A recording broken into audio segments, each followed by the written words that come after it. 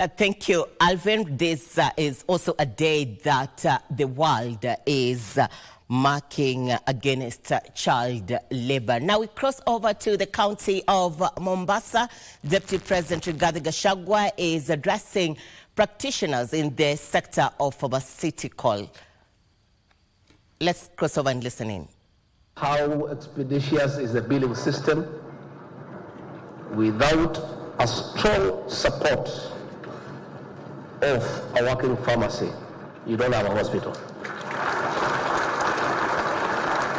And all treatments, the diagnosis, the theater, whatever it is, and order it after admission. The final stop before you go home is a pharmacy. That tells you the importance of your profession. You are really the backbone of our health sector. And therefore, it is critical that you must be very professional. You must be very professional. Because if you dispense the wrong drug, the whole value chain from a consultation through diagnosis and tests and all that, if you dispense the wrong drug, all that effort is in vain. We therefore call for a very professional and robust body that you are members to support our health system. I want to say that I'm leading the fight against drugs and substance abuse. And one of our weak points are pharmacists and chemists. Some properly licensed and run by professionals. Yet, they dispense drugs that are supposed to be dispensed against prescription over the counter. We have a lot of young people, even in this town of Mombasa, getting a lot of syrups and mixing them with other things to get a very dangerous combination that is harmful to our children. I want to call upon all those professionals who run pharmacies and chemists to live up to your oath and just do the right thing. Please don't dispense drugs over the counter that are supposed to be dispensed upon a prescription. Again, let us put a good record of all drugs that we dispense. That is for licensed establishments. Again, there are many, many other quacks who have opened pharmacies and chemists that are not licensed and that are not run by people who are professional. I want to request that you as society works with us, and we are willing to pair you up with our county security and intelligence teams to crack down on unlicensed pharmacists and chemists, shut them down, destroy the drugs, and take the people who are running them to jail where they belong.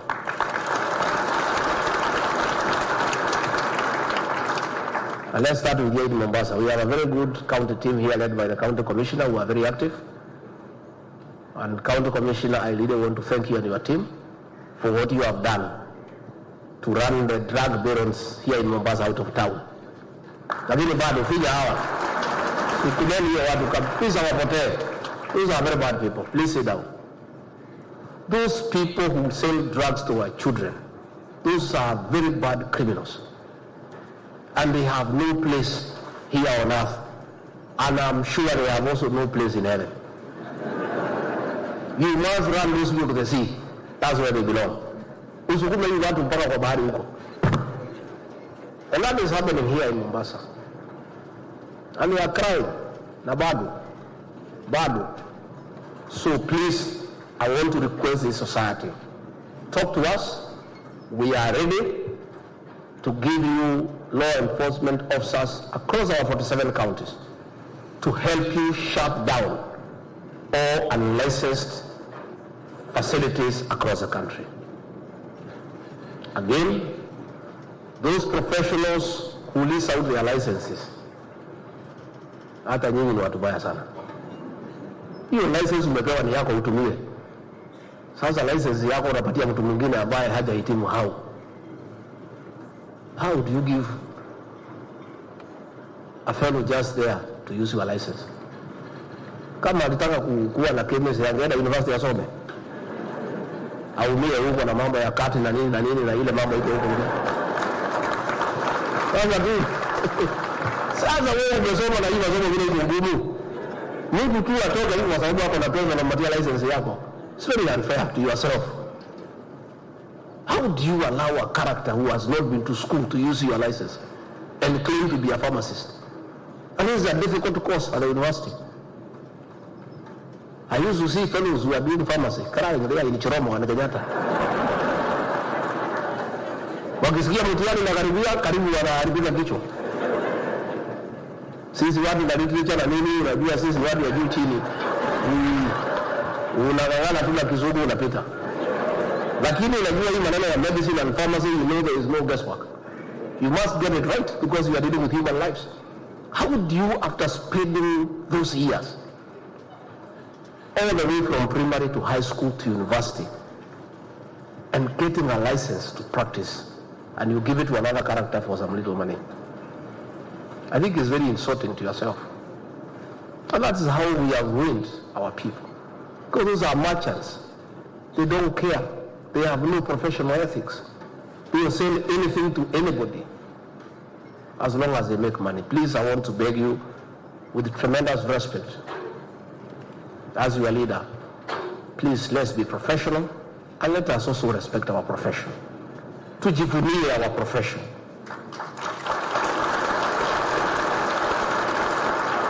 Don't allow merchants and thugs to get into such a noble profession. It's very unfair to your profession.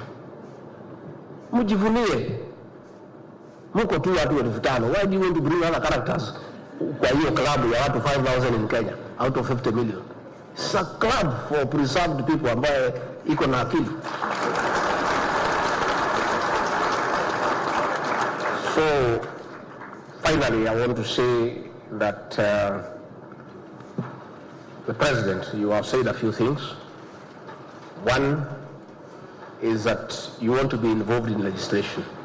I'm surprised that you are not, because our Constitution is very clear that public participation